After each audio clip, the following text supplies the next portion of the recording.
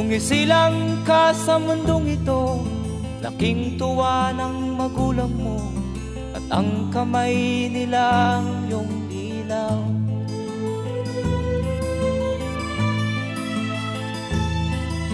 At ang nanay at tatay mo'y di malaman ang gagawin, minamasdan pati pagtulog mo.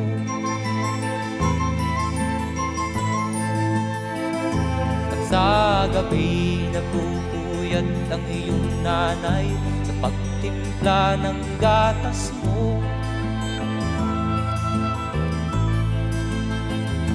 At sa umaga na may kalong ka ng iyong amang tuwang-tuwa sa'yo.